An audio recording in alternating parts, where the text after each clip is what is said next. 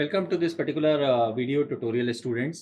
तो अब तक जो है हम बात कर रहे थे कि माइक्रो प्रोसेसर कैसे इवॉल्व हुए, 8086 के क्या फीचर्स हैं। अब हम 8086 के अंदर चले जाएंगे बिल्कुल।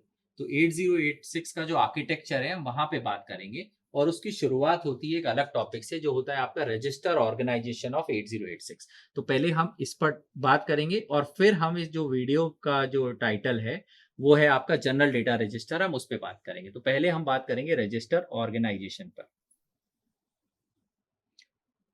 और कौन सा प्रोसेसर है हमारे पास में? तो हमारे पास में है इंटेल का 8086।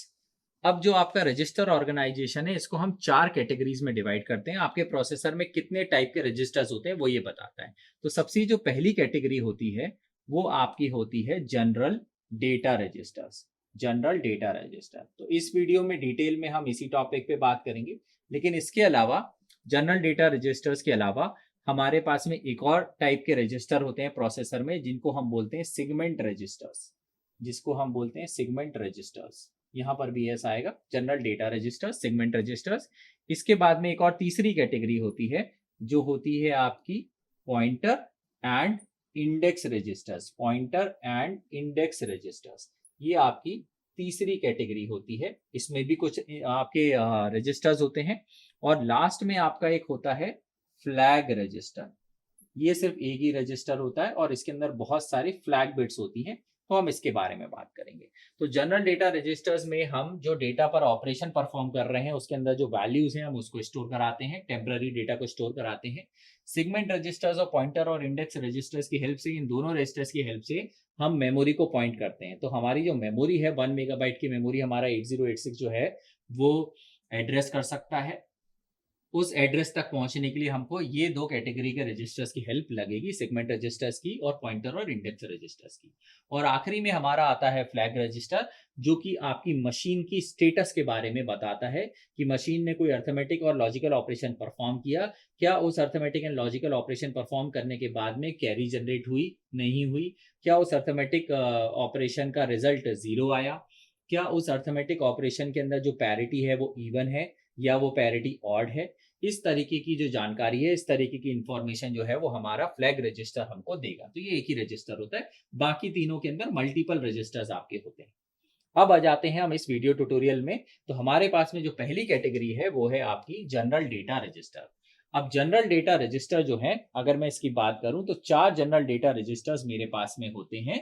और उन चारों का नाम जो है वो आपका होता है, पहले वाले का नाम होता है AX रजिस्टर, दूसरे वाले का जो नाम होता है वो होता है आपका BX रजिस्टर, तीसरे वाले रजिस्टर का नाम CX और चौथे वाले का शायद आपने गैस कर लिया होगा वो होता है आपका DX। अब ये जो चारों रजिस्टर्स हैं, ये चारों ही रजिस्टर जो है वो 16 बिट के रजिस्टर है। आपके प्रोसेसर का जो आर्किटेक्चर है हमने डिस्कस किया था जब हमने फीचर्स पढ़े थे 8086 के, तो वो है आपका 16 बिट का। यानी प्रोसेसर एक बार में 16 बिट के नंबर को प्रोसेस कर सकता है। तो वो नंबर कहीं रखने भी पड़ेंगे, तो ये वो जगह है जहां पर आप 16 बिट के नंबर्स को स्टोर कर सकते हैं। अब ये जो रजिस्टर्स हैं ये इंटरनली दो पार्ट में डिवाइडेड है। और या तो आप इस रजिस्टर को पूरा का पूरा एक 16 बिट की रजिस्टर की तरह यूज कर सकते हो, या फिर आप चाहो तो इस रजिस्टर को दो अलग अलग 8 बिट के रजिस्टर की तरह भी आप यूज कर सकते हैं। इसका क्या मतलब है वो समझते हैं। तो AX रजिस्टर के जो दो पार्ट हैं वो आपका होता है AL और AH। इसी तरीके से BX रजिस्टर का जो है वो आपका होता है BL और BH। इसी तरीके से CX का क्या होगा, आपने गेस कर लिया होगा, ये होगा CH और यहाँ पे आएगा CL। और DX में भी बिल्कुल ऐसा ही होगा, तो यहाँ पर आ जाएगा DH और यहाँ पे आ जाएगा DL, यानी lower byte and higher byte. अब ये जो इंडिविजुअल हैं ये कितने बिट के हैं, ये आपके 8-8 बिट के हैं। ठीक है, तो हर एक रजिस्टर AX रजिस्टर है तो 16 बिट का, लेकिन इंटरनली आप चाहें तो उसे दो अलग रजिस्टर्स की तरह आप यूज कर सकते हैं। एग्जाम्पल समझ लेते हैं। तो आगे हालांकि हम चैप्टर 2 में पढ़ेंगे इंस्ट्रक्शंस, लेकिन मैं एक इंस्ट्रक्शन लिख देता हूं, मूव AX, BX। तो ये क्या करेगा, 16 बिट के नंबर को BX रजिस्टर में से उठाएगा और 16 बिट के AX रजिस्टर में प्लेस कर देगा। इसकी जगह मैं चाहूं तो मैं लिख सकता हूं मूव AL, कॉमा लेट से मैंने लिखा BH। तो BH एक 8 बिट का नंबर है और वो 8 बिट का नंबर कहां आ जाएगा, इस 8 बिट के रजिस्टर में आ जाएगा। इसको और अच्छे से समझने के लिए हम ऐड इंस्ट्रक्शन का भी एग्जांपल ले सकते हैं। तो ऐड AX, BX क्या करेगा, दो 16 बिट के नंबर, एक 16 बिट का नंबर AX रजिस्टर में पूरा यहाँ पर, ऐसा ही 16 बिट का नंबर BX रजिस्टर में उनको ऐड करेगा। इसकी जगह जो है हम लिख सकते हैं ऐड AL, BL। अगर मेरा जो नंबर है वो 8 ही बिट का है तो आप लिखिए ऐड AL, BL। तो ये क्या करेगा, यहाँ पे एक 8 बिट का नंबर है, यहाँ पर एक 8 बिट का नंबर है और उस पर ये एडिशन परफॉर्म करेगा। तो डिपेंडिंग अपॉन की जो आप ऑपरेशन परफॉर्म कर रहे हैं, अगर एक 16 बिट का ऑपरेशन है तो वो भी आप यहाँ पे कर सकते हैं, और अगर एक 8 बिट का ऑपरेशन है तो वो भी आप यहाँ पे कर सकते हैं। जो मेन ऑब्जेक्टिव था इस सेगमेंटेशन का, उस पे एक कारण ये भी था कि इसके जो पहले प्रोसेसर था 8086 के पहले जो प्रोसेसर था वो आया था आपका इंटेल का 8085। वो प्रोसेसर एक 8 बिट का प्रोसेसर था। तो बैकवर्ड कंपैटिबिलिटी प्रोवाइड करने के लिए, कि पीछे वाले प्रोसेसर का सपोर्ट प्रोवाइड करने के लिए, ये प्रोसेसर के अंदर भी हमने 8-8 बिट के रजिस्टर जो है वो यहाँ पे लगे हुए हैं। ठीक है, अब इसमें हर एक रजिस्टर का बेसिक काम तो यही होता है कि कोई भी आपको ऑपरेशन परफॉर्म करना हो तो उस ऑपरेशन से जनरेट होने वाला टेम्पररी रिजल्ट या टेम्पररी इनपुट डेटा वो आप यहाँ पे स्टोर कर सकते हैं। कि मेमोरी में से मैं कोई नंबर लेके आया तो उस नंबर को कहाँ पे रखूंगा, तो वो आप इन चारों में से कहीं पर भी रख सकते हैं। मैंने कोई एडिशन का ऑपरेशन परफॉर्म किया, उसके बाद में मैं मेमोरी में डायरेक्टली लिखना नहीं चाहता, मैं उसके पहले लेट से कुछ और ऑपरेशन भी करना चाहता हूँ उस नंबर पे, तो मैं उसे मेमोरी में सीधा नहीं लिखूंगा। लेट से मेरे को एक नंबर को ऐड करना है, उसके बाद मल्टीप्लाई करना है, तो यहाँ पे मेरे को क्या करना है, नंबर पहले मैं मेमोरी से लेकर आऊंगा, उसके बाद में मैं ऐड करूंगा। तो एडिशन का रिजल्ट आप वापस से मेमोरी में नहीं स्टोर कराएंगे, आप इन चारों में से किसी भी रजिस्टर में स्टोर करा सकते हैं। और उसके बाद आप मल्टीप्लाई करिए, मल्टीप्लाई का जो रिजल्ट है वो भी इन्हीं में से किसी रजिस्टर में रहेगा, और उसके बाद में आपका जो फाइनल रिजल्ट है वो आप वापस से मेमोरी में भेज सकते हैं। तो टेम्पररी डेटा होल्ड करना इन चारों रजिस्टर्स का काम है। साथ में हर एक रजिस्टर का एक स्पेशल पर्पस भी है। जैसे कि अगर मैं बात करूं रजिस्टर AX की, तो AX जो है वो है आपका डिफॉल्ट एक्यूमुलेटर रजिस्टर। तो एक्यूमुलेटर या एक्यूमुलेट वर्ड का जो मीनिंग होता है, एक्यूमुलेट वर्ड का जो मीनिंग होता है वो आपका होता है इकट्ठा करना। तो बहुत सारे इंस्ट्रक्शंस के केस में आपका जो रिजल्ट आता है वो AX रजिस्टर में आता है, सभी में नहीं आता लेकिन कुछ इंस्ट्रक्शंस में आता है। जैसे कुछ इंस्ट्रक्शंस जो मुझे एकदम से याद आ रहे हैं वो है आपका मल्टीप्लाई इंस्ट्रक्शन, वो है आपका डिवाइड इंस्ट्रक्शन। तो इन इंस्ट्रक्शंस का जो रिजल्ट है वो आपका AX रजिस्टर में ही आएगा, कहीं और नहीं जा सकता। जबकि ऐड इंस्ट्रक्शन के लिए आप डेस्टिनेशन जो रिजल्ट है वो कुछ भी लिख सकते हैं। जैसे ऐड AX, BX लिखा है, इसकी जगह मैं ऐसा बिल्कुल लिख सकता हूं कि ऐड BX, AX।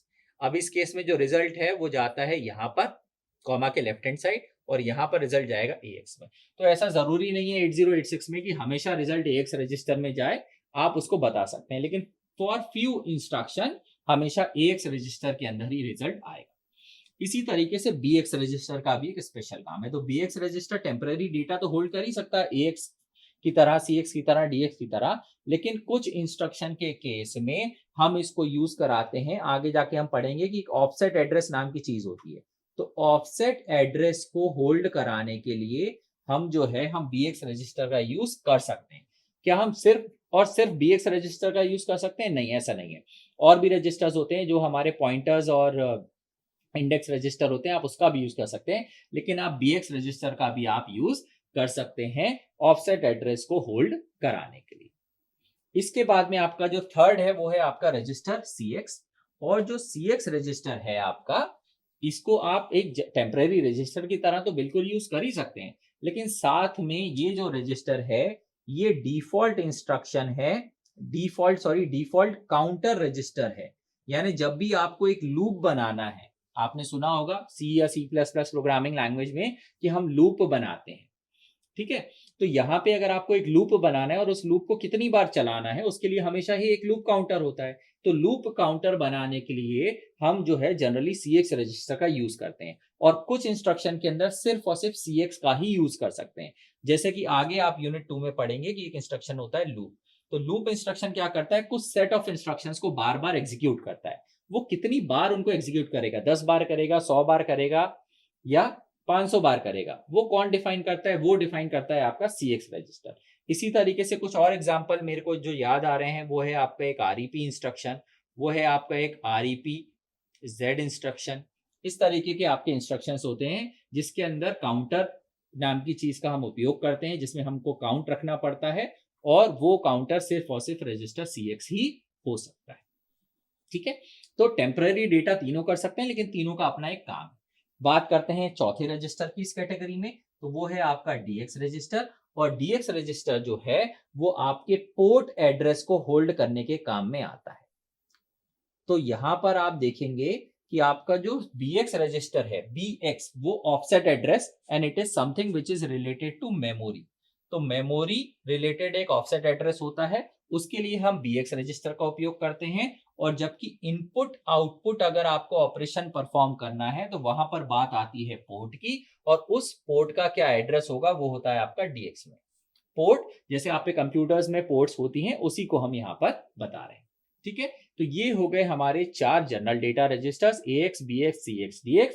चारों जनरल पर्पस डेटा रजिस्टर जो हैं, जनरल डेटा रजिस्टर जो हैं, वो 16 बिट के हैं। और इंटरनली ये डिवाइडेड है 2 पार्ट्स में, 2 हाफ्स में, AH और AL। इसी तरीके से BH, BL and so on, 8-8 bit के 2 पार्ट्स में डिवाइडेड है। सबका काम कॉमन एक ही काम है कि टेम्पररी डेटा को स्टोर करना है, लेकिन अपने इंडिविजुअल कुछ इनके स्पेशल टास्क भी हैं जो इंस्ट्रक्शन डिपेंडेंट होते हैं। तो ये हमारा डिस्कशन हो गया है जनरल डेटा रजिस्टर्स पर, और आगे वाले वीडियो के अंदर हम बात करेंगे कि सेगमेंट रजिस्टर्स क्या होते हैं। So thank you so much, I am closing this video here. Thank you.